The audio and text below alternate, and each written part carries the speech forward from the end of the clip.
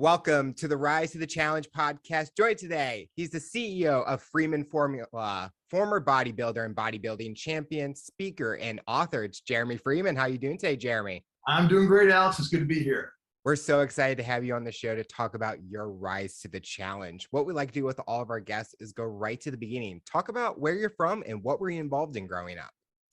Well, I am from way upstate New York, Lowville, which is way up almost by Fort Drum in New York. And that's the snow country. So we used to get sometimes 3 feet of snow overnight, and we still would have school the next day. So, it really was, that's an area where they're very efficient at removing snow. So again, I love the snow when I was younger. I live in Florida now to get away from it. So, I went to Lowville Academy. So that school, I was a swimmer initially. I started swimming when I was in 7th grade, and a sport that I was very, very good at. And when I was in 8th grade, I swam 14 times. I took first place every time. And so they moved me up to the varsity. It's funny because when I was in swimming, I never was competing against other competitors. I always would look at that big red board that was up on the wall that was for all, that was the regional board for the best, times. And so I was like, I just want to beat some of those times. I want to get on that red board. And so my whole goal was to get on that red board. So in my modified year, I got on that red board a number of times before they moved me to varsity. And of course, after varsity, forget about it.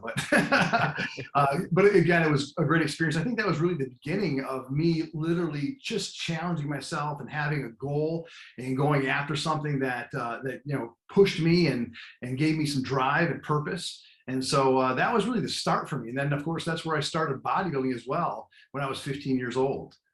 So that's probably the start for me right there. What drew you to swimming? Out of all the sports that you could have done, what particularly got you to be like, I want to be a competitive swimmer. I want to be in the pool? You know what? Previous to moving to Lowville, I lived in Pulaski, New York, and I lived right on the Salmon River. And the Salmon River is a river that's got some massive rapids, and it's really known for salmon fishing. And I lived literally my house was right on the Salmon River. So I used to literally swim in that river every day. And I used to, when it was fishing season, a lot of the guys would get their tackle stuck on the bottom. And I'm like, hey, I'll go down there and I'll swim down literally 10, 15 feet under the water. And I would, swim down and I would undo their, and get it all unstuck for them. So, I used to swim in that river all the time. And one of the things I used to do all the time was I would stand on this side of the river and then look directly across to the other side and try to see if I could swim directly across. Of course, it's impossible because the current always pulls you way downstream. But I was always like, I'd dive in and swim upstream the whole way to see if I could make it to the other side. And of course, it really depended on how strong the current was that day. And some days, I kind of pretend like I was Tarzan or something. You know what I mean? I remember watching the old Tarzan movies, so I'd pretend like I was Tarzan and I'd swim again as strong as I could upstream to try to again meet it right to the other side. But of course, most of the time I was way downstream. But I think that really kind of helped me become a really strong swimmer. So when I went into swimming, it was just natural for me because it's something I did like every day. So it was because I love swimming. So I guess that's it. What was the discipline or the stroke that you did in swimming? My strongest stroke was the butterfly. I'm sorry, was the freestyle and breaststroke, those two. With swimming in the river and having that current against you, did you ever think about doing like triathlons? Because that's like in the ocean and stuff like that. Or you're like, I just want to stay in the pool. Like, that's all I want. Yeah, no, I didn't. I love swimming in the river. And of course, upstate New York, there's a lot of lakes and stuff like that. But I love the cold water. I don't know what it is. I've always loved cold water. I love the shock of jumping into it. And so the river was always cold. And so, I loved, just getting in that river every day. And so, and then of course, when I lived in Lowville, there was really no water up there. So it was, the pool was my next option. So with swimming and bodybuilding, it's maybe similar in fitness where you're making sure diet, fitness, working out is similar and maybe different. With swimming, you're not trying to bulk up, but what made you want to transition into the bodybuilding world? Well, I was a tall, pretty thin guy, but I had some muscle on me, a little bit of muscle on me. So, and because I had a pretty good physique, there was a guy that owned a health food store in my town. His name was John Harrison. And so I went into his place and I thought, oh, I'm going to get some protein powder. Because back then, like, oh man, protein powder is going to make you so huge, And because I always wanted to have a little bit of muscle, And so I went into his store and he's like, wow, you got a pretty good physique. I mean, I had clothes on, so I'm not sure how he did it. He's like, you got a good physique. Because I run a show called the Can-Ams in Watertown, and you should do the teenage division. I was like, no, I don't know if that's for me. But interestingly, just previous to that, me meeting this guy, I had read a book called The Education of a Bodybuilder by Arnold Schwarzenegger. And I had already been lifting weights. And so that book kind of inspired me a little bit. And so I went back and I said, what? I have no idea what I'm doing, but you know what? I'll try something new, and so the show was coming up in, I think it was only a couple months from that time. And so I just started really lifting weights, like I never lifted weights before. And I did the show. And I was 15 years old, but I had to enter the 17 and 19-year-old division because there was nobody else in 15. So they put me in the higher division. So I think there was like 9 or 10 guys. And I placed 4th place my first show. So I was right in the middle. Of course, there's a lot. The thing I liked is I didn't really know what I was doing, but I just had to like jump in and do it and overcome the fear because I was kind of transitioning from wearing swimming trunks to posing trunks, so the being used to having very little clothes on, I was used to that. But again, now you're actually getting up in front of a lot of people and presenting yourself to really be critiqued. I mean, literally, one of our biggest fears as humans is to be judged. And here you are, like right there being judged from all angles. And so I think those lessons for you are so great because, you start to learn that, listen, everybody's got an opinion. Everybody's got an opinion, and some of them are good, but most of them are not, and so you start to learn that you have to be indifferent of anybody else's good or bad opinion and know what it is that you want to do and stay steadfast and move toward whatever it is that you want to do, regardless of anybody else's opinion of you or what you're doing. Did your family support you on this passion of getting on stage, performing bodybuilding competitions and things like that? Or was it kind of like you're worried to not go against what they thought? Interestingly, when I decided not to swim anymore, the school, my swim coaches, even the principal and the superintendent, they pulled me into the office and said, listen, if you're not going to swim, you're not going to be allowed to use the weight room at the school. So they actually banned me from the weight room because they didn't want me to do bodybuilding. They wanted me to swim. My coach said, I think you might have Olympic potential. And I didn't care though, because I was actually done with it. I think that probably I had achieved some of my goals that I had in swimming. And then, when I did this bodybuilding thing, I was like, I like this, and I could see that there's always going to be an area to improve. There's always an area to improve. And I guess something about that drew me in because it's just a never-ending process. I think that's how goals are too. I mean, a lot of times, we have a goal that we set and we want to achieve it, but then you're always got to be on to that next goal. And so when there's always an area to improve, an area to grow, I just like that concept. And so, for me, bodybuilding was something that I think just taught me so many things, and so the transition from swimming to bodybuilding, again, it wasn't that hard for me because I was already wearing swim trunks. I was already, bearing all for the most part. I just had to now learn some poses and learn how to present myself. Because again, you have to have some body language. You got to have, you got to tell those judges, hey, I'm here to win, because you can see it in your presentation. If you walk up on stage and your head's down, your shoulders are forward, and you're just like, you learn again so many things that people wouldn't think about in that sport. I'm a speaker now, so of course, having confidence and projecting yourself and presenting yourself, it's key. But those things all started in bodybuilding. So I love that technique because you can take that same technique of confidence and utilize it in any industry. When it's like a CEO of a company, if you're in the sales position, marketing, and athlete, every single area utilizes that technique. And even the actors, like, you can tell if they're not confident on stage or performing, you're going to get worried, like, did we pick the wrong person? Things like that. So I love how you mentioned that, because even in my positions that I've done, I have to go through that same thing, being confident, because you want to show that you don't have any mistakes or you don't want to make a mistake at all. Yeah, I think confidence kind of comes with, just doing the thing, whatever it is. Like, Yeah. we all have fears. We all have even insecurities, of not sure if we can do it. But I think that, kind of just jumping and doing whatever the thing is that you're not sure about, or uncertain about, it helps build confidence. Confidence, I don't think, is like automatically usually there. It's something that we build upon and get better at because we practice something over and over again. And then, after a while, it becomes almost second nature. Something second nature to you, you have the confidence, and it shows in what you do. I mean, if you talk about an actor, and an actor, think about this, they have to, they have to convince you that they feel what they're saying. Yep. And so, but it's a script. So just like with speaking, like I speak all the time. And so, if I have a specific script that I have to memorize, okay, then I have to go over it over and over and over again. The more I do it, the more confident I become in being able to recite it. And in that confidence is shown when it goes from being in your head to now in your heart. Okay, part of your just automatic behavior, because it goes from being conscious to subconscious, because you've done it enough times that you can project from your heart and make it believable. Okay, and have the confidence comes along with that, but that takes practice. At a young age, starting your bodybuilding journey, was there any worries that you had about maybe this is too much on my body because I'm not fully there yet and things like that? Or were you taking precautions and not going to the extreme levels? Well, I would have to say I'm an extreme individual. I'm a person that, I'm a little bit obsessive. So when I do have a specific goal, I feel like, I've definitely learned that the one thing that directs focus is obsession.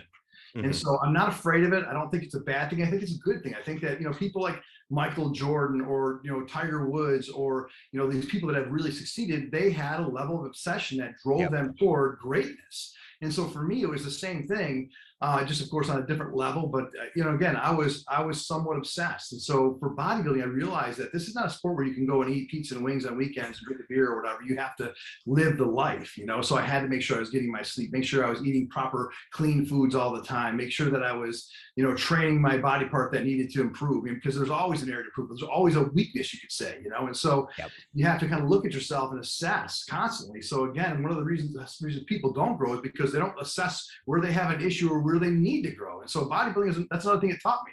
I had to assess myself, look at myself to say, okay, what needs to improve? And then I had to work on that. You talked about not eating those great foods like pizza, wings, and beer and all that, but did that take away from your social life? Like, was bodybuilding the main focus, or did you have a good balance? I'm going to tell you the truth. I didn't have a good balance. My balance has really kind of come in once I've had my daughters. I have 3 daughters. And so, with having kids, and of course, my goal not being the same anymore, and not having the obsession that I had with it, you start having those things. Listen, there was a time when I didn't eat pizza for 10 years. And I look back at that and I said, man, how in the heck did I do that? Because I love pizza. Who doesn't love pizza? Yeah. And so I think to myself, man, I almost have to I think back, I'm like, man, I'm pretty proud of myself that I was able to do that. But, I think that when you have a purpose and a vision of where you're going, and it's in your mind, and it's so strong in your mind, you literally have the blinders on that pizza becomes a non-issue. Candy becomes a non-issue. All those things that usually are hard to avoid, they become a non-issue. And that's what it was for me. I knew what I wanted, and my vision of what I wanted was strong enough that it kept me, on the straight and narrow of what I needed to do to be able to make progress every day. So, I don't regret that I missed any of those things. I'm enjoying a lot of those things now. I feel like that was what I needed to do at that time. And I knew that my competitors, I knew a lot of them, and I knew what they were doing. So I just knew that I didn't have the best genetics. So in order for me to rise above and be better, I had to do more. That's it. I just had to do more and be more disciplined. That's the bottom line. Be more disciplined, be more consistent. Those things. Well, you talked about not having pizza for 10 years. I've been on like a fitness health journey as for myself. And I'm going on 1 year of not having fast food. Like, I love that stuff. And then I just told myself, you don't need it. And kind of as the year has gone by, I'm like, I really have not been craving it at all. And it's kind of like putting your mind to it, being disciplined and telling yourself that you don't have to have it. Like, So it's kind of like 10, if I made it to 10 years, I'd be impressed with myself, but I think I can do it. Like I say, I rise to the challenge, basically. Yeah, you know, again, I think it was the purpose, the strong purpose that I had for what I wanted. The goal was strong, and so because of that, it literally kept me in line. I mean, don't get me wrong, there were things that I did have that I wouldn't say are, you know, not necessarily healthy, geez, I used to have dreams about, you know, peanut butter and jelly sandwich. You know what I mean? It's like I would be like, man, I could just down a gallon of milk and a whole loaf of bread with peanut butter and jelly. And, you know, sometimes after a show and after the photo shoots and all those things, that would be my go-to. So if I were cheating, that would be the first thing that I did. And so, you know, and I did that probably more early on in my career, because later on in my career, of course, I was literally going from a bodybuilding show to doing guest posings to doing photo shoots for 2 weeks after the shows. And so I had to stay in shape. And so literally that became my job. My job, you know, it became my passion initially, but then became my job that I was actually getting paid for. And so when it becomes your, you know, passion to job, now you're like, okay, now I'm getting paid for what I love to do. And so it actually even makes it easier, I think, to be able to kind of stay on track and not eat all those things. And yeah, so you asked the question about my social life. You know, I didn't let it really impact that. If we were going to go someplace, everybody already knew, listen, Jeramy's going to do what he wants to do. You know, no one's going to question. No one's going to say, okay, oh, there goes Jeramy again, ordering, you know, fish and rice and broccoli, you know, because, you know, or I would literally go back to the kitchen. And I'd be like, hey, listen, I need something special here. And you know, and I mean, I wasn't afraid to ask for it. You know, some people are afraid to ask for it. I was like, hey, I want to stay on plan. Or I would take my food that I already made and take it with me, you know? So yeah, that was, you know, there was a lot of discipline involved, a lot of, you know, consistency. For me, the whole goal was I just needed to be better, a little bit better every day, you know, and you hear a lot of people talk about that now, but I'm like, you know, hey, it's a true fact. And I'm a true example of that is that, you know, listen, how can I be better today? I used to ask myself that, you know, how can I be better today? What do I need to do to be better today? And so of course I logged everything, I tracked everything. I knew how much weight I lifted last time when I trained chest or legs and how many reps I did. And so this time I need to do a little bit more weight, a few more reps, and just be better than I was last time. That's it. And so that was my goal always. And of course, that little bit of increase, it created massive outcomes over time. In your career, is there a championship that you've won that kind of sticks out in your mind? Well, turning pro, I won the North Americans. There's the USA's, there's the Nationals, and then there's the North Americans. Now, North Americans are both Canada, the United States, and Mexico. So it's a big show. It brings all the competitors from all of North America together, and there's only actually one pro card out of literally hundreds and hundreds and hundreds of people. They give one pro card to the overall winner. And so that's the one I won. Okay, so out of hundreds, if you're the one, you're the only one standing left, then I feel like that's a huge success. Whereas at the Nationals gives a pro card away for each individual class, you know, in every class. And in the USA's, they started doing the same thing, giving it to the top three. But the North Americans, you got one winner. And so that was my biggest win, was the North American Championships. That's actually where I got my pro card, and that I'd worked for a number of years. Sometimes out in the public, there's like negative looks on bodybuilding where it's like, oh, is it natural? Is it steroids and things like that? Did that ever play in a factor on what you wanted to do and how you prepared for competition? Well, you know, listen, there's no, you know, to be at the level I was at, you know, I was a natural bodybuilder for years. I won the Teenage Natural Mr. America. I was second in the Teenage Natural Universe. I did my first men's division show natural. And so, you know, I'm not hiding anything. I did anabolic steroids when I started getting bigger, getting into the game a little bit more. But my schooling, my background was biochemistry, cellular biology, microbiology. So I had a really strong understanding of exactly what I was doing and why I was doing it. And of course, understood that, you know, the more is better mentality does not apply here.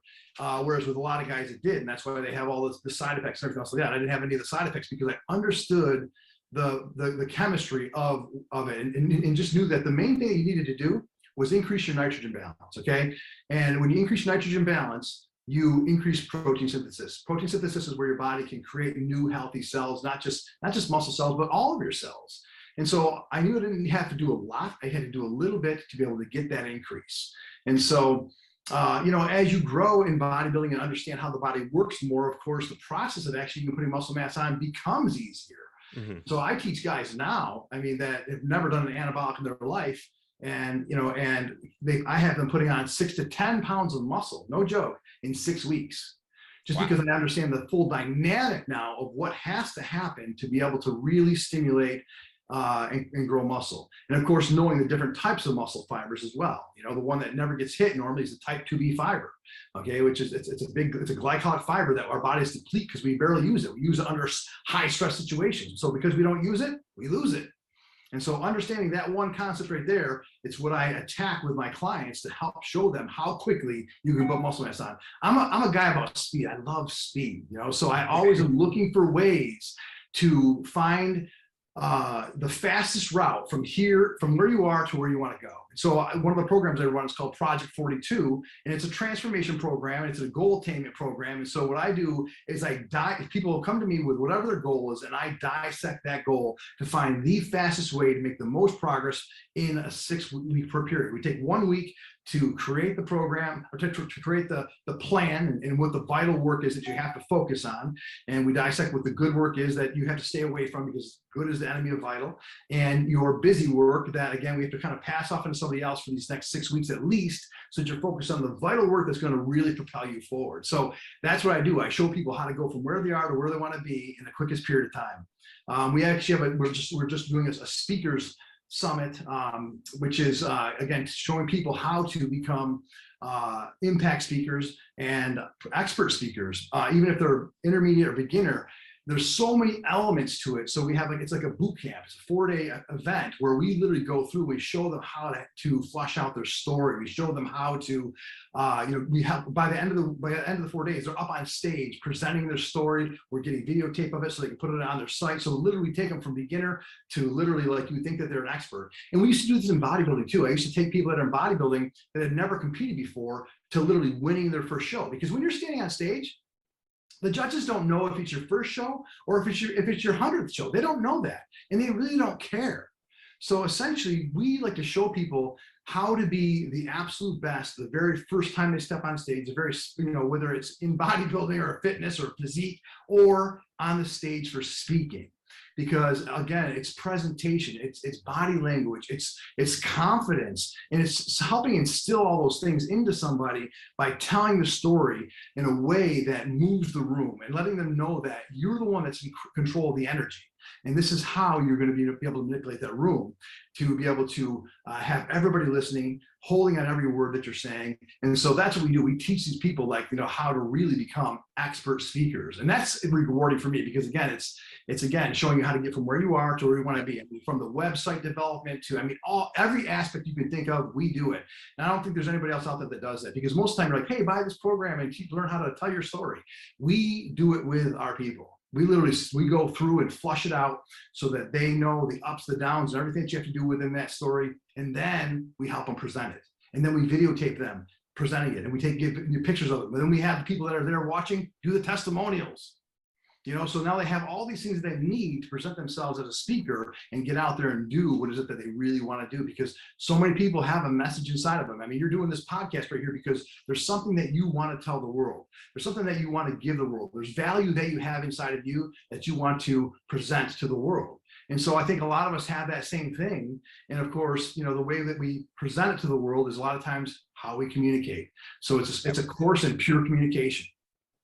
I love that, because I think a lot of these programs out there, they kind of just tell you how to do it, but you're actually getting into the deep. It's a boot camp. We do the work. I mean, literally, that's when we only take 20 people because it's literally hands-on.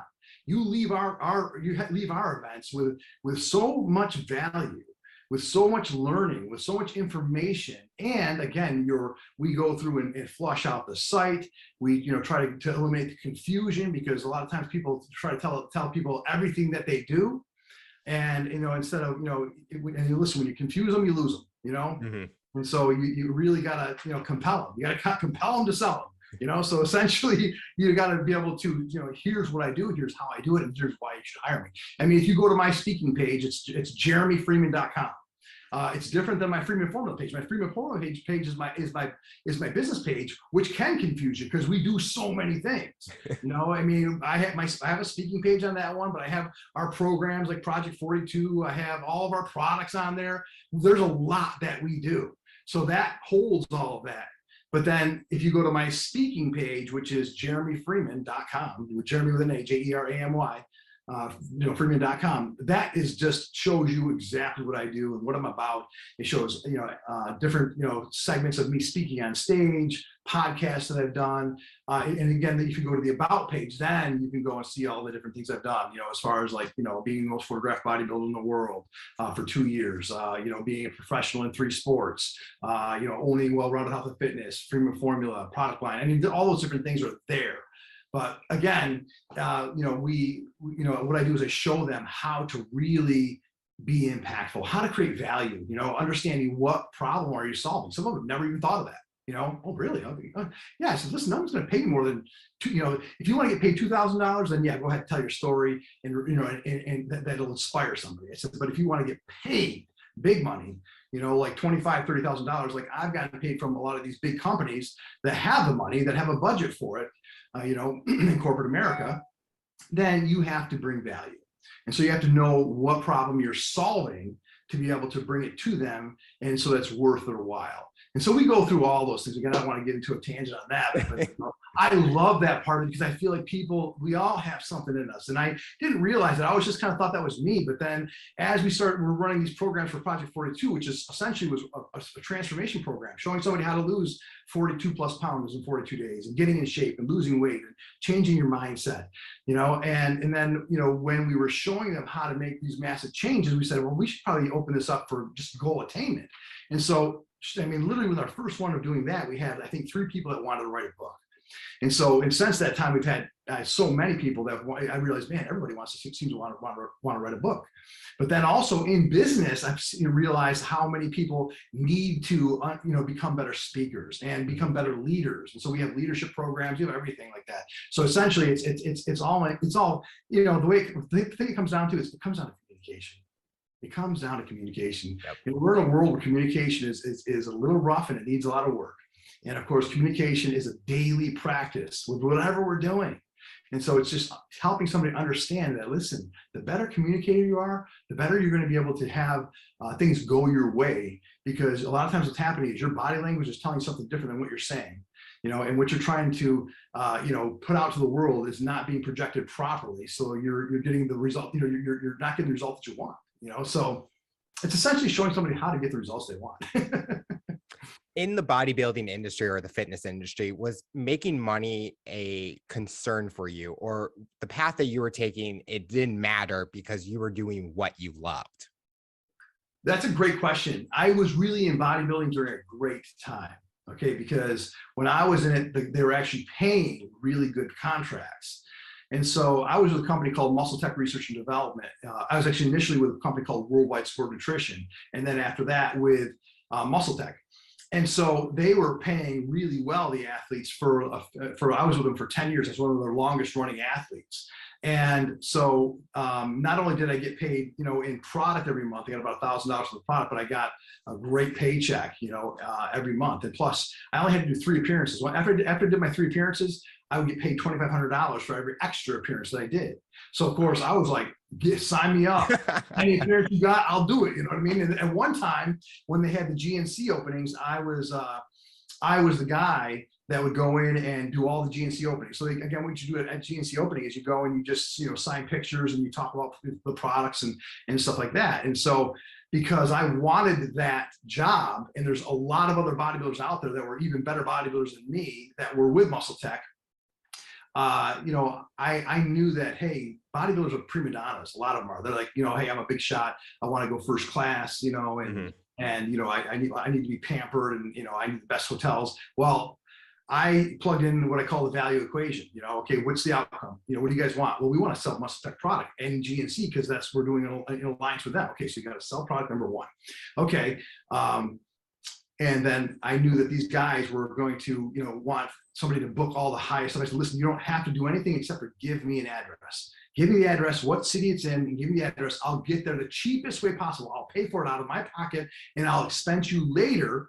Okay, and I guarantee you it'll be cheaper than anything that you guys find. Okay, not only that, I guarantee you I will sell more product than any other competitor or any other bodybuilder that you have. Okay, that goes to the events. I'll sell more, guaranteed. And so I was only booked to go there for 2 hours, but I would my flight back home or my drive back home was for I would leave. I'd be there for 4 or 5 hours, and I try to sell as much Muscle Tech product as possible. So I did that one time, knowing that I wanted to get all of those events, and then I went back to them and said, "My God, Jeremy, nobody ever sold this much product." I'm like, "Listen, just book me." I said, "Don't hire anybody else." Because there's a ton of guys that could have hired. I said, "Don't hire anybody else." I said, "I will sell more product unequivocally than anybody else. I'll stay longer. I'll get there cheaper, and it'll have more of an impact, guaranteed. And I'll be the best value you can get. There's no hands down." They didn't take anybody else on. I was doing one on Wednesdays and Saturdays. So I was traveling Boston, Dallas, Miami, Philadelphia, Pittsburgh, Arizona, Phoenix. I mean, so again, I was going from one place to the next. So I was making about $5 grand a week just from doing those appearances. But I had to prove to them that I could add more value than anybody else that was out there. And so I just did it the first time, and then I was able to secure every single one of those. So I use that I have a value equation I use that I teach people to how to be able to get that job, how to be able to really present yourself so that they can't say no. Did you like being that kind of public figure where you're doing the autographs and signings? Like, did you expect when you were younger, like, this is going to be my life? It's interesting because I didn't ever think that initially. And it's funny because my very first bodybuilding show when I was 15 years old, that Can-Am show I told you about, there was a pro bodybuilder that was at that show, because they usually sometimes bring pro bodybuilders into these shows to kind of pull other people in to see these guys. And this guy, Danny Padilla, was, they call him the Giant Killer, was at this event. And so my mom's like, "Oh, you want to be a bodybuilder? You should go down and get his autograph." And I was like, no, I don't really want to get his autograph. And she's like, "Just go down there. That's what you want to be, as a pro bodybuilder. So you should go." And so I'll go down, get his autograph. And I never had gotten an autograph ever before in my life at that point. So there's these little scrap pieces of paper on the judging tables. And so I just, grabbed one of those scrap pieces of paper for him to sign it. And he goes, "You can't use that. What are you, effing stupid?" Oh. And I'm like, "Oh, I'm sorry." I put the piece of paper down, and I just turned around and said, "I didn't really want your autograph anyways." And I turned around and walked away.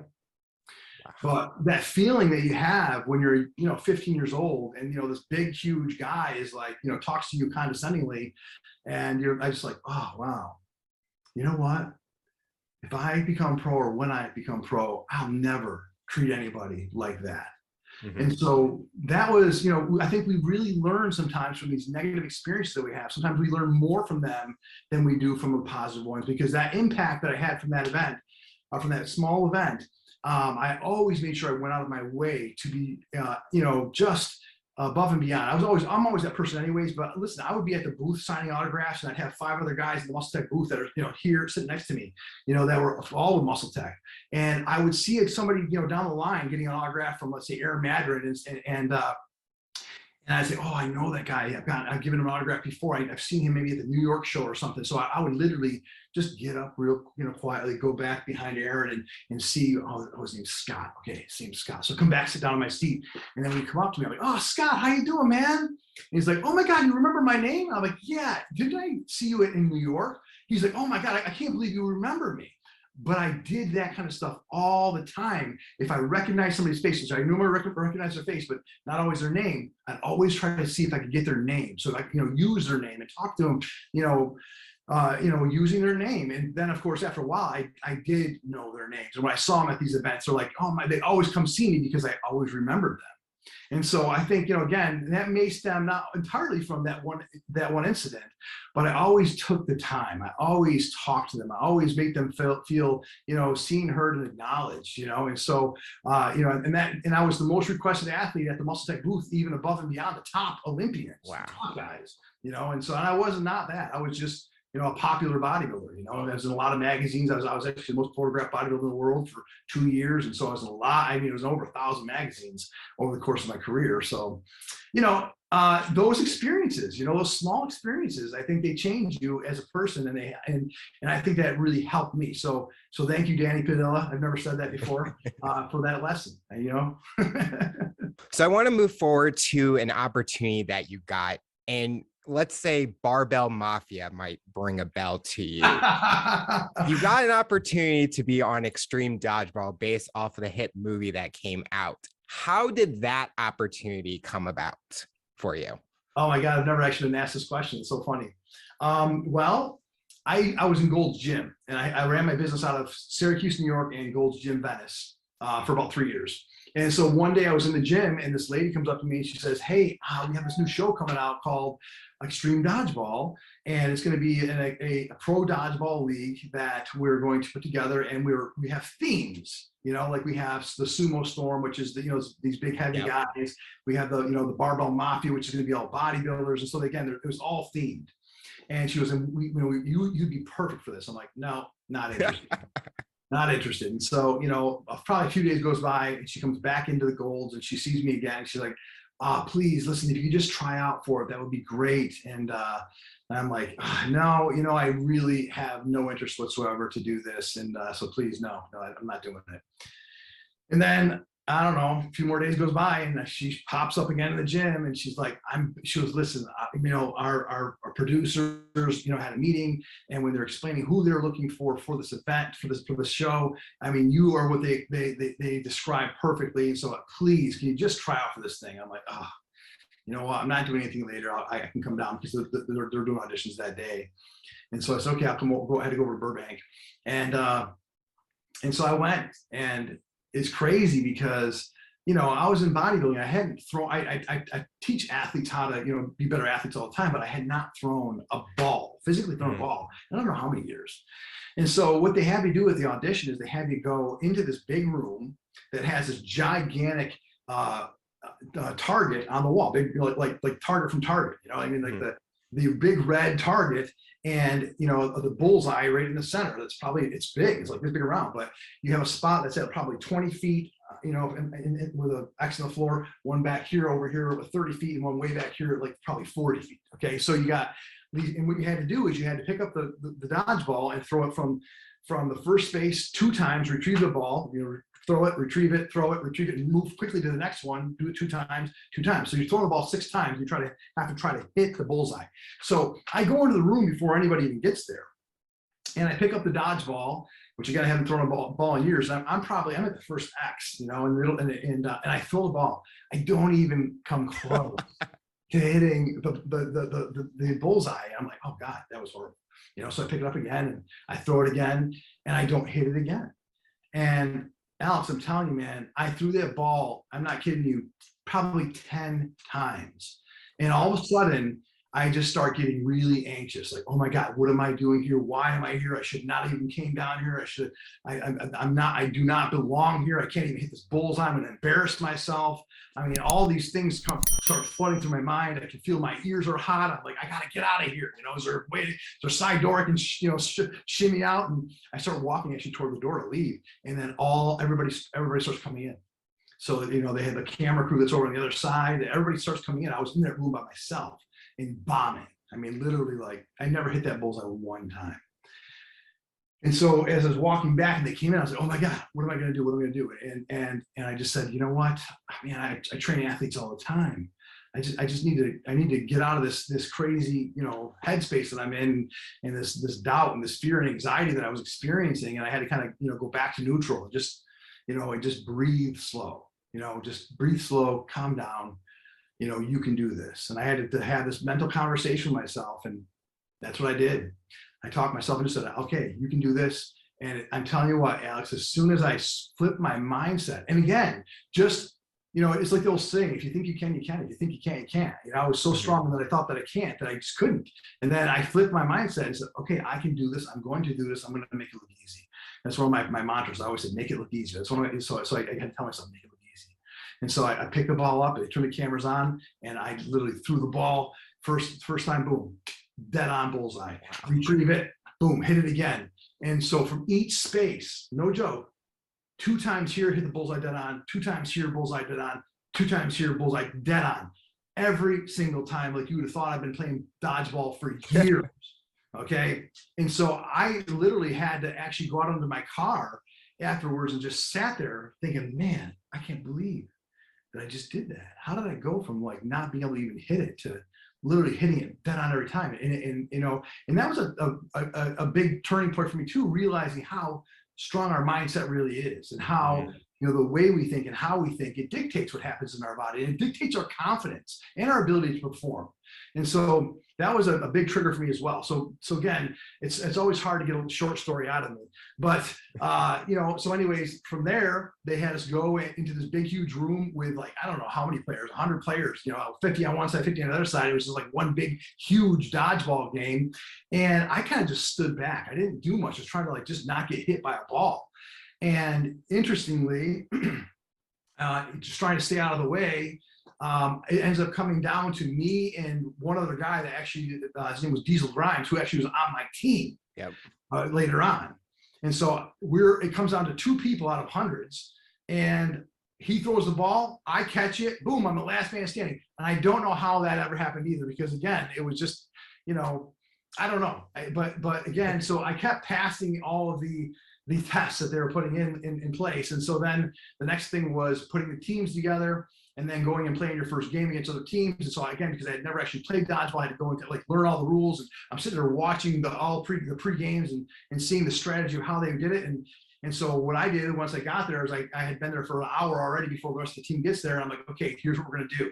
Okay, the fastest guy's got to run in and throw the balls back out to whoever can shoot the best outside of the circle. And we got to peg one person, both, you know, find out who the best player is and peg that person first. So I'm directing the whole team, not knowing that the cameras are on and they're looking for who's going to be the leader of the team, you know? And so I became the leader for the first season of the Barbell Mafia, because, and again, I tell you what, I couldn't even throw the ball initially. So we ended up taking second place to the CPA, the Certified Public Assassins, in the overall. So we gained pro status in dodgeball because the top 2 teams get the pro status, and of course that whole element, you know, ended up expanding nationwide into a big thing. There's pro dodgeball now, so I was one of the first pro dodgeball teams.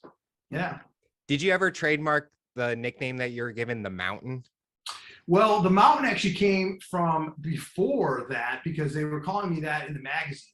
Like my bodybuilding nickname was Jeramy the Mountain Freeman.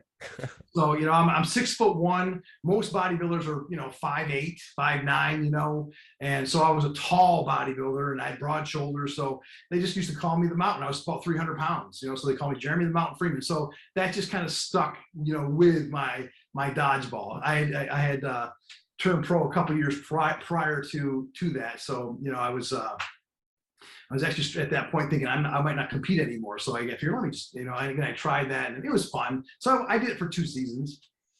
With season 2, you guys kind of went the complete opposite. So you kind of went from second place to at the bottom. Was it kind of like a different people? Because if you look at the first group of teams, you had the jockey riders to the sumos. And then the second season, it was kind of more balanced teams in a way. It was, you know, our team didn't, you know, our first year team, we kind of all came together, and we kind of, I think we were there to win, and we worked together to win. The second season, you know, we had certain people that were just in their own world, did not care about anything else. And, you know, there's actually 2 girls that were just like, literally, it was all about them. And the dynamic did not work. And so it was, you know, it was a rough season. So, you know, when you start off strong, it's fun to continue to go strong and finish strong, you know, but when you start off weak and then you're always playing catch up, it's like, you know, if you're playing the offense, you're always, you know, you're moving forward and on your toes. When you're playing defense, you're back on your heels and you're trying to, you know, not fall over, you know, and that's where we were. We were playing defense the whole freaking time. Did you want to play in that season 3, or did you just think, I did my 2 seasons and I'm good to go? Yeah, no, I did not. I was even questioning season 2, truthfully, because I always traveled back and forth to California, and I wasn't actually scheduled to be in California during the shooting of that. but they kept calling me. And I was like, okay, I'll go back. I'll do it. And so I just rearranged my schedule and was there for that. And then I got other work done while I was there. So I made it happen, but I knew that was going to be enough for me.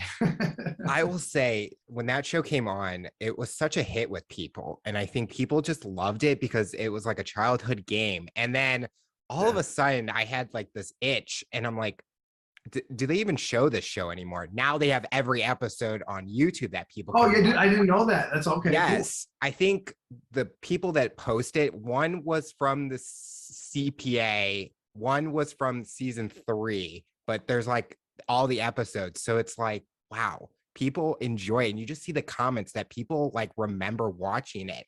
I do have to ask, one of your stats said you were 1987 New York City putt-putt champion. Was that true or not true? That was actually 2003, I think, maybe. So yeah, I think it was 2000. You were a putt-putt champion. I turned pro in putt-putt. Wow. Yeah. So for me, putt-putt was, I went to this tournament thing that was going on. I was going to play with my friend, and there was a tournament going on at the place that we went to, and we couldn't get in. And so I was like, what is this? And they're like, oh, we have a pro putt-putt champion here today and we have this tournament. I'm like, wow, okay. I'm like, there's pro putt-putt? And they're like, yeah. I'm like, oh my God, I never even heard of it before. And so I was just kind of intrigued by that. And so I see the guy who's the pro putt-putt player and he, and I said, how long did it take you to turn pro? And he says, 13 years. I'm like, what? Wow. And he had taken me, right around 15 years to turn pro as a bodybuilder. So I'm thinking to myself, how the heck, 13 years is crazy. And so I knew nothing about it. So I literally could not get it out of my head. So I literally started looking it up and seeing, how do you turn pro? And what do you have to, what's the regional events? What's the state level events? What do you have to do to turn pro? And so, back then I had been teaching a template for goal attainment that I taught to my clients over and over again. And it's really simple. It's a seven peer pillars program. It starts out with purpose. Purpose drives everything. So purpose creates purpose-driven behavior. That's the second pillar. Third one is having commitment, responsibility. The fourth one is having relentless action. The fifth one is having an indomitable spirit, never give up attitude, finding a way over, around, under, no matter what it is to move forward. The next one is maintaining momentum. Maintaining momentum is essentially when you've done something enough times over and over and over again that it becomes second nature to you. And that's what creates empowerment and transformation. So that's the pillars. And so, because I plugged in so many times and all the goals that I had, I said, well, let me see if I can, and I always talk about the magic wand vision of where you want to be. What is that big vision you want to be? Build that, and that can help, inspire you or empower you to do the things you need to do that you sometimes don't want to do, Yep. And so I just said to myself, hey, do I see myself as a pro, putt-putt golfer? And I was like, yeah, I do. And my wife was like, what are you doing, Jeremy? You just turned pro in bodybuilding and now you're going to try to do this. And again, it's like clicking a level of obsession. So I was out there playing putt-putt golf, literally like 5-6 hours a day, if not more. And then I found out what events I had to go to be able to go to the next level. And that's what I did. I just played putt-putt. I would go to where the tournament was, and I'd play on that course over and over and over and over again, because you have to understand how the game works. So, the angle of incident has to equal the angle of refraction. You can't go directly at the hole, because in order to win, you have to have a hole in one almost every single time. That's the winners are getting holes in one almost every time. So I got obsessed with it. And I plugged that template into it, fully. And I wanted to see how quickly I would take me to turn pro in putt-putt golf. And it only took me 1 season. So it took me 1 season to be able to do that. I never played, after I won that tournament too, I didn't play putt-putt again for 3 or 4 years. I never even applied for my card or anything. I just wanted to prove that I could do it, and because this guy who was so enthralled with putt-putt, it took him 13 years. I thought to myself, I know there's a faster way. So like I said before, I love speed. So if I'm here and I want to be here, I want to find the fastest way possible. So I want to prove myself that I could do that. So I did it in 1 season. Yeah. I love that, because I think when people saw that, they're like, really? But it just shows that anyone can do anything. A bodybuilder playing putt-putt may not sound like they go together, but it goes together, because if you enjoy it, you enjoy it. I loved it. It was a fun challenge for me. My wife didn't love it. She was like, what are you doing?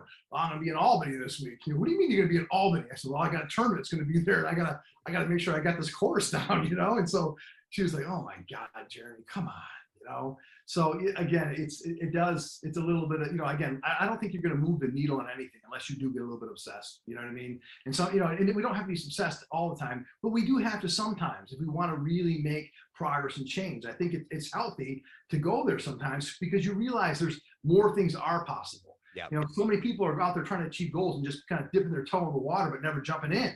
And then they don't achieve anything. And nothing gets done that way. So then they stop trying. I think that I've seen that so many times with thousands of people that I've worked with. So that's why I like a program like Project 42 it's a program about complete commitment and dedication to make major change. You can't even get in that program unless you can express to me that you really want to achieve this thing, and then I will help you develop the plan to get there. But if you're half in, half out, then you're not in. We won't even let you sign up. We've had people come in and try to give us $1,500 to the program, but they're telling me, well, I want to do this, but I'm going to, I have my birthday coming up. I'm going to have cake and I'm going to drink. I love my coffee. I'm going to drink my coffee in the morning. And I have go with my friends on weekends and drink alcohol. I'm like, well, this program's not for you. Listen, you can have your birthday cake next birthday. You can have your alcohol after this program. But if you're in this program, then that's not part of the program. So again, if that seems too strict for you, then don't do it, So again, and just teaching people that we have to be committed because we're in a world of a lack of commitment, and we're in a world where again we learn not to take responsibility from kids. I mean, when we're kids, we don't want to get in trouble. So if something happened, we're like, I didn't do it, even if we did do it. Listen, I have identical twin girls, and so if one did something wrong, they're blaming the other one. Yeah. So we do that when we're kids. We blame somebody else, and we don't grow out of it. We become experts at it. You know what I'm saying? Yeah. During your career, you talked about your wife and she wasn't happy about the putt stuff, but in anything you did or any projects you took on, were you worried that maybe you didn't have that support, or they trusted you that you're making the right decision for the family? Luckily at that time I didn't have kids, because again, I probably, my obsession may not have gone as strong the way that it did. Yeah, I mean, listen, I think any sacrifice that you make, when you got to know what you're going to give, and you have to know what you're going to give up. Yep. And so I wouldn't go to family reunions because I knew that my grandmother used to make all the berry pies and all these different things. And it wasn't that I couldn't overcome, not eating them. It's just that they were so persistent as like, she'd say, Jeremy, I made this pie for you. And I said, Grandma, I told you not to make me anything because I have a show coming up and I can't do it. But they don't understand. They can't comprehend almost, well, I did this for you and now it's rude for you not to have it. You know what I mean? So I would avoid, going to those things. And so, there's in any, goal that you have, you're always giving something up. And so, you have to be able to give your time, your energy, your money, your effort, all those things. But again, you got to say, what am I going to give up to? And when you define what those things are, it becomes easier to be able to know what the next step is. Some people don't define it and then they're all over the place and then they don't get anywhere. So defining what it is you're going to give and deciding what you're going to give up, it makes the whole process easier. Your journey now with fitness, do you still have that fun passion for it like you did during your bodybuilding career when you first started? Is it still the same fun that you get out of it? Or do you challenge yourself differently now with the obstacles that you face? Yeah, what a great question. No, I am not as passionate about it now as it was. It is, again, part of what I do. Mm-hmm. And I do enjoy it. And if I don't do it, I feel like something's missing. But, in a world right now where I think with so many people, they get up in their day and they, it's perfect time to meditate and get into that theta state and all those things. Listen, I do those things. But for me, I've always said, listen, get comfortable being uncomfortable. And if you do that, you're going to be able to handle just about any situation. So when I get out of bed in the morning, I don't meditate right then. What I do is I get on my rower and I'll try to row 500 meters in about a minute 15 seconds, minute 17 seconds, minute 20 seconds in that area. I mean, literally going all out to the point where you feel like you're going to pass out or throw up. I mean, you're using your whole body, pushing so hard that you literally have that angel and devil on one shoulder and the other saying, you need to stop because your heart's going to blow out. You can't breathe. You feel like you're going to pass out. You start feeling all those things. But that's what I do. I get up out of bed and I get uncomfortable. First thing I do is get as uncomfortable as I can, and then I contain myself, catch my breath, try to relax, and then I get on what it's called the vibrocore, kind of vibrates, wakes you up. And that's where I start to, slow everything down and meditate a little bit, or do my workout. And then I after that, I'll kind of relax, meditate, and I write every single day. So every day, one of my practices is to write. And it could be a number of different things, doesn't matter what it is. And so I'll usually send messages to my clients, and I also do like a thought of the day that I'll just like think of different ideas and write them down, and so just different things like that. But yeah, that's how I start my day. I start my day getting uncomfortable, and then I will go back to trying to get into that theta state. The thing about it is I feel like I get deeper into a creative state after doing that. Because sometimes when I go from getting up and I've gone trying to go into like a meditation, I get more tired, so I fall back to sleep even. You know what I mean? Mm-hmm. This way, I literally get my blood flowing, I get the oxygen flowing, and the carbon dioxide, which has to kind of work its way out too. Because carbon dioxide causes your ears to pop, you start yawning, you feel like you get dizzy, nauseous, all those things. I have actually passed out before too. I actually have pushed so hard that I go to get up off the road, like, whoa, bam, I'm out cold, and my wife really hates that. But sometimes when you come up out of being passed out, your body has had to produce an awful lot of chemicals to bring you back to life. And man, you feel like you're euphoric. So I push toward that.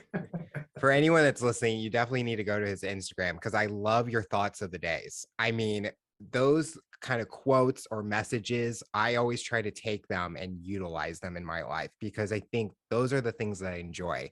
Different point of views, something that anyone can adapt and relate to. When you're thinking about creating that content, do you always have a theme, or is it whatever comes to your mind, or something that you're wanting to accomplish for that day? Well, I'm really big on productivity, because again, we're in a world where we're constantly distracted. So I know that in this world of distraction, it's hard to be able to focus on the things that you need to focus on to make progress. If you look at the statistics of absenteeism within the workplace, the amount of money that's being lost in the workplace because of these things. So for me, I really am all about focus, productivity, and how to be able to do those things. So you'll notice a lot of those things have to do with your, increasing your productivity, knowing what your priority is, pruning and budding and pruning and all these. There's all these different things. So again, I always say that, every day is an opportunity. It's an opportunity for growth and improvement.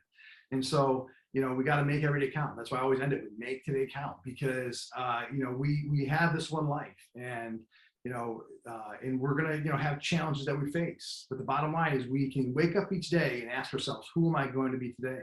And am I going to be better today than I was yesterday? Yep. And so I just create thoughts of the day that just, might have to do with, I'll go through some of my old notes, say, oh yeah, that's a good thing that I was thinking right there. Let me just, put that into a quick thought of the day. And sometimes they're real simple. Sometimes they're a little bit longer. Sometimes it's just to help make you think of something like, oh yeah, that's a good idea, And one of the reasons I've been doing messages for years and years and years. I made, 42 of them for Project 42. I've done 100 of them for another program. I've done literally thousands over the years. If you go to my old Facebook, you go way back my Facebook, I used to just get on there when I was getting cardio in the morning, just like talk to my people, And so I've done tons and tons of messages. It's literally just off the top of my head usually. Thoughts of the day, though, I usually write them out, and then, so I know what I'm going to talk about, and I'll do like 3 or 4 or 5 of them at a time, and then my daughter puts them on. I don't usually even get on social media that much. She gets on there and does it for me. So yes, there is themes that I will kind of think about that have to do with maybe something I wrote previously, or also I'll just see something, like I like to listen to Darren Hardy or, different people that are out there in the personal development community, and they'll say something. I'm like, oh, I love that. So I'll just write it down and say, okay, like the one I think the one I put out tomorrow was actually by Darren Hardy. So I always mention, hey, this is from, Gary Blair, or from whoever, you know what I mean? Maya Angelou or Martin Luther King, whoever, so again, this one comes from that person. So, there's a lot of great ideas out there. There's a lot of inspiration out there. We just have to grab onto that inspiration and apply it to our lives, And I think those messages are important for a lot of people, because, one of the things that impacted me as a young kid, my parents were very Christian. And so, I went to a Christian church, and my dad used to make us read Proverbs. There's 31 Proverbs. And so we used to read, on the first we read number 1, 2, 3, 4, every month we were reading, going through whatever the day of the month it was, and reading that proverb. And I hated it. I hated it initially. I was like, oh my God, you know, I got to sit here through listen to this. I wouldn't even listen. I'd just be thinking of everything else except for listening to what was being read. And then after a while, you know, 3-4 months into it, then I started kind of just listening a little bit, you know, I'm like, oh, okay, that's interesting. And then maybe like a month goes by, and I'm like, you know what, maybe I should apply that to my day to day. And so it did take a long time for that to sink in for me. But after a while, I couldn't wait for my proverb of the day, because now I was finally listening and implementing. And so I think in life, you know, these lessons you learn, you know, you realize, you look back and like, man, that's kind of how we are in life. We always say, oh yeah, I already know that. And we dismiss it, you know? And so for me, I didn't even want to know that. I didn't care, you know, until I wanted to know. And then I started listening, and I started to hear whatever that proverb was, like, oh, that's good. I'm going to implement that in my day today. And it just gave me something to implement into my day that day. And, you know, it's interesting because the next month would come around and I would find something else that was different in that month or in that day, because I didn't hear it the time before, you know? So that's where that all started from. And I've been doing messages for 20 years. So I have so many of them. I mean, there's so many of them that are so old. I mean, but I've been doing it for years and years and years. Of course, you know, I've been a speaker for 25 years too. I started out as a speaker, you know, speaking in the Q&A fashion as a bodybuilder, you know, going into gyms, and, you know, that purpose, like asking, hey, you know, what type of protein should I have? What protein powder? Hey, how do you build your biceps? Hey, how did your back get so big? Whatever it was Q&A session. So, you know, I learned to speak, you know, initially through Q&A. And then of course, from there, it became, you know, speaking as an educator. And then from there it was education, inspiration, and motivation. And then it was, you know, trying to speak to create value, to be able to, you know, move the hearts and help people have introspection, to be able to kind of see, hey, I need to make that change, you know, that I can be better, I can improve. And so, you know, that takes a lot of time and energy and you know, and evolve, you know, and evolving as a person to be able to do that. So that's, you know, but those messages where it started from, those proverbs. And so now that's why I do things like the thoughts of the day, just to kind of help anybody. You know, some of them get a lot of views, some of them don't. I don't even check. I don't even care. But there's probably a way that they could get more views for sure. But, you know, it's just something that I do daily. See, I love that. To me, the views, if I help one person or someone, I'm happy. And I did an episode, or I did someone else's podcast on my story. And I was like, if I have one person reach out to me and like thanked me for sharing, I'm happy. And I got that message, and it's felt so much to me.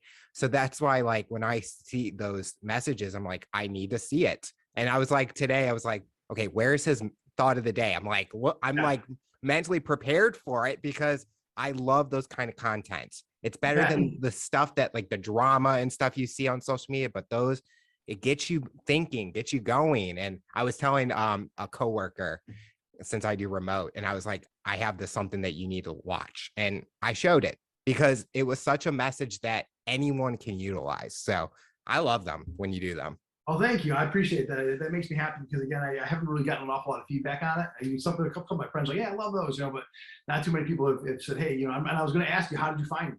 You know, so that obviously is probably through that. Yeah. Yeah, so that's pretty cool, and I love that you know about Dodgeball. Nobody knows. I don't even talk about that barely, but I'm so surprised you know about that. It's so great. I was a huge GSN fan, and so that was on my show or on my TV all the time. And when it came on, and now GSN isn't that great, but they just need to show the reruns and stuff. And actually, I think there was a app that actually played Extreme Dodgeball on it, and that got me like, it's back. What's going on? And I'm thinking they could bring the show back and people would still love it. I mean, they would. It was a great show. It was fun. It's funny because I was running a kids camp during that time, and so it's, you know, it was just a kids camp, and these kids were younger, but they were like they were watching the show. You know, they had watched the show because it was released. You know, this is when I went back for the second season. They had already watched the first season during that time. We were shooting the second season, and so these kids were like, Mountain, I don't understand why you're trying to move out of the way of the ball. Why don't you just catch the ball? Like, so they're giving me tips on how to play dodgeball. I'm like, you know what? You're right. Probably should be trying to catch the ball rather than move out of the way of it. You know, because I'm too big. Yeah. I can't move that fast. You know what I mean? So I'm like, yeah, you're right. I got to keep my eye on the ball and catch the ball. And so, you know, you'll probably see in season 2 that I tried to catch the ball more. It didn't always work in my favor. That was from tips from the kids. Blame the kids. That's their fault.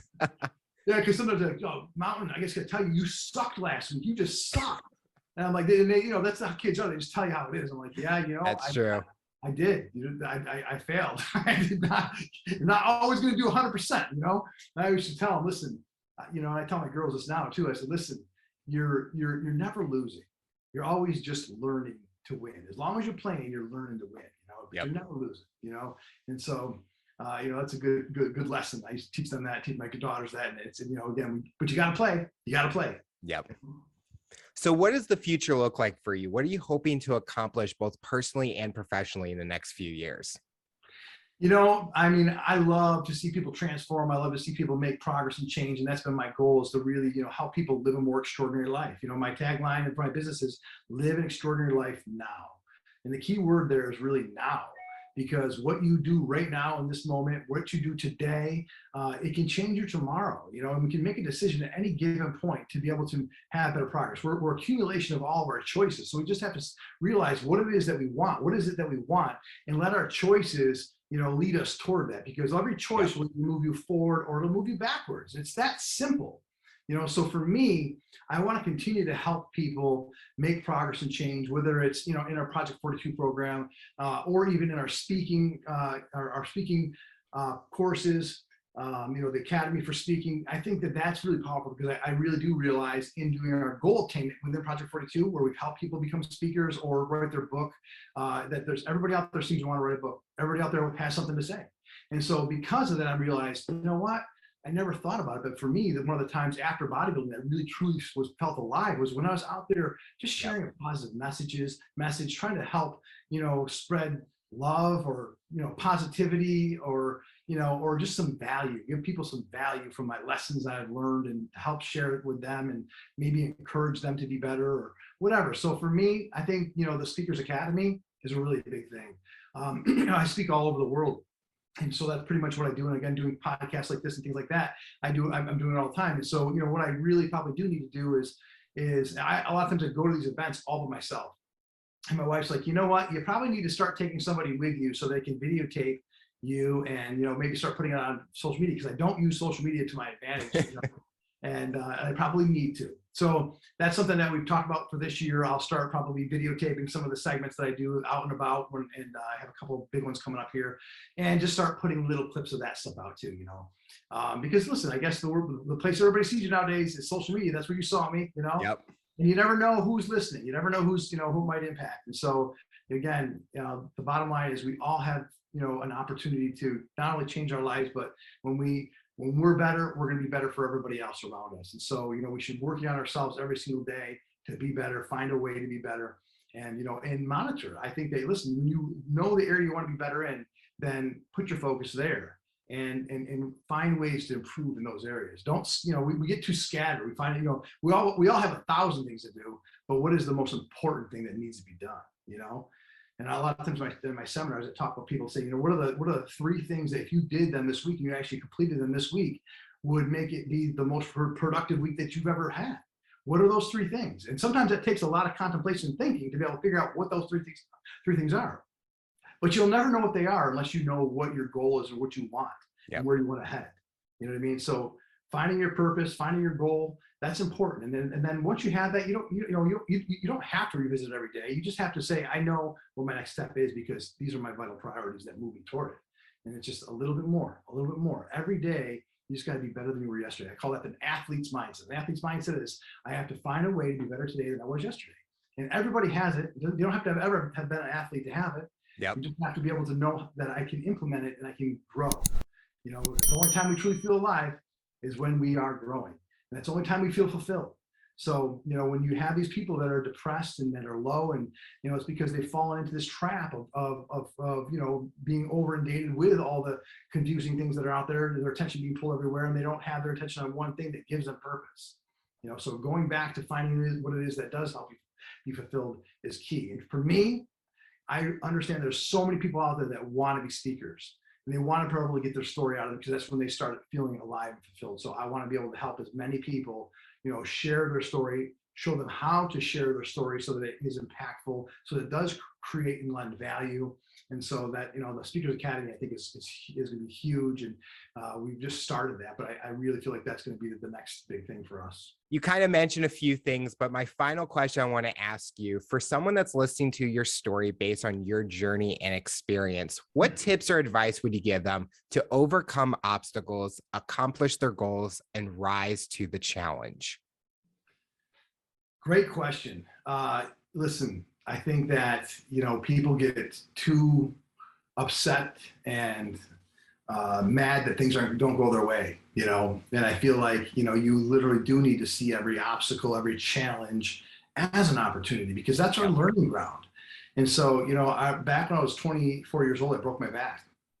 And everybody told me I would never lift weights again. They thought I was going to be paralyzed because they wanted to put two rods down my spine because I had two compressions and herniations. And so there was so much pressure on the nerve endings that they thought I wouldn't be able to walk. When I stood up to walk, the pressure of gravity would paralyze me.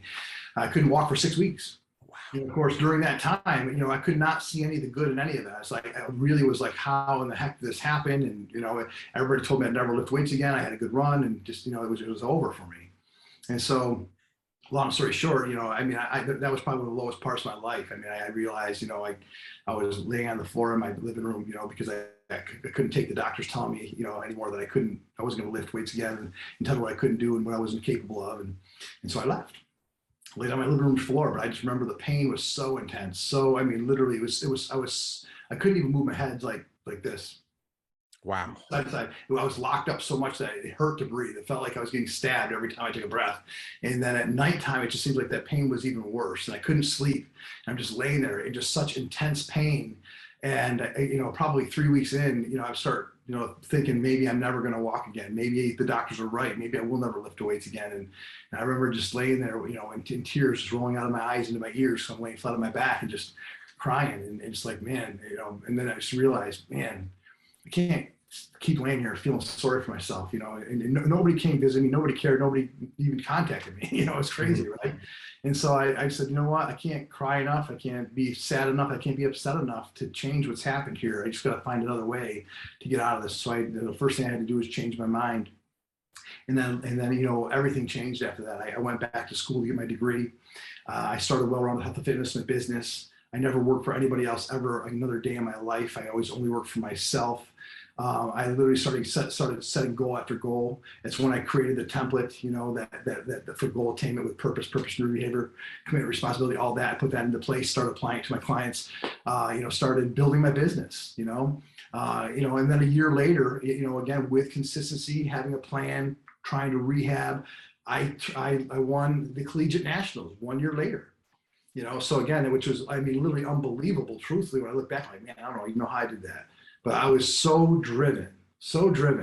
And so, when I look back, that was a turning point in my life. It was a pinnacle part of my life that changed everything for me. And even though you can't see the positive and the negative that's happening at that moment, I think that what we have to do is we have to start seeing the positive in it and understand that there's learning in all of it. And that we have to look at what the positive is and what that learning is. Even if we don't like it, we need to learn some lesson, some way, shape, or form, and then apply those things to our lives and then grow and move forward. Just like in training.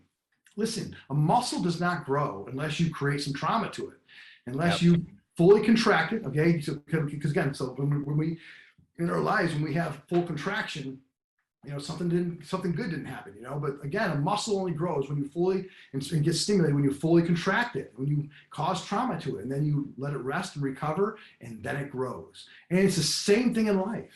Okay, all those little traumas, those challenges, those obstacles, those are, we got to start looking at them differently and put a smile on your face and say, okay, let me embrace this challenge and move toward it, find a way over it, around it, under it. This is my learning ground.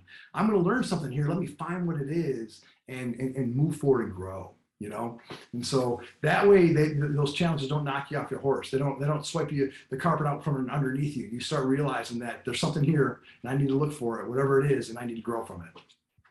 Well, Jeramy, I want to thank you so much for coming on the show and talking about your rise to the challenge. You're inspiring so many people, and we're excited to see what the future looks like for you. Thank you so much, Alex. I really appreciate you having me, and it's been a pleasure talking with you.